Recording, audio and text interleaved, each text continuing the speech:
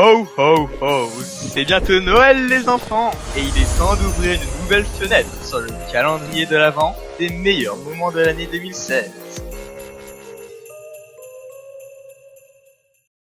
Avec l'arrivée de la brand extension, SmackDown Live s'est vite démarqué grâce à Talking Smack, une émission qui se passe sur le WWE Network juste après SmackDown, dans laquelle on retrouve Renee Young et Daniel Bryan pour discuter de ce qui vient de se passer lors du show.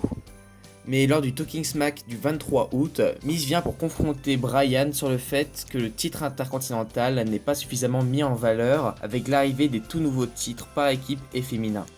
En tant que champion, Miz défend fièrement l'honneur de son titre, rappelant tout le prestige qu'il représente, rappelant bien à Daniel Bryan que c'est le dernier titre qu'il a tenu avant sa retraite. Et en tant que décisionnaire de SmackDown, c'est un vrai manque de respect que de ne pas mettre le titre en avant.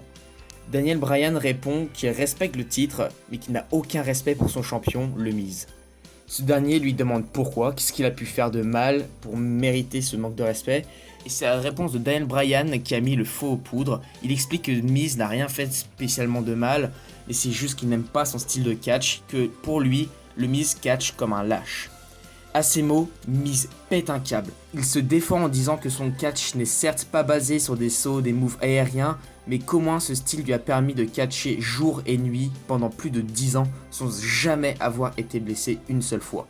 Il est présent chaque semaine et après tout ça, il se fait traiter de lâche. À chaque mot, on voit l'intensité dans les yeux du Miz, rouge de colère, et le malaise général entoure Daniel Bryan, Renee Young et Maryse, alors que le champion commence à dire des choses très inconfortables sur Bryan.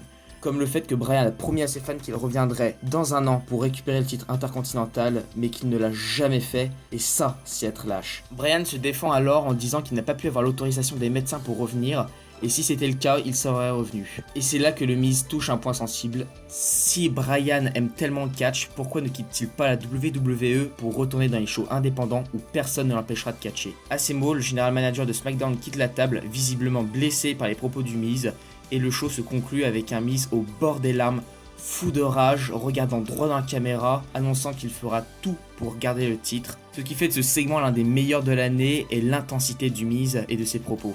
Des mots qui font mal et que l'on n'aime pas entendre, mais qui font malgré tout du sens. La frontière entre la fiction et la réalité est tellement floue dans cet échange qu'on aurait du mal à dire si c'était prévu ou si The Miz a réellement pété un câble sur Daniel Bryan.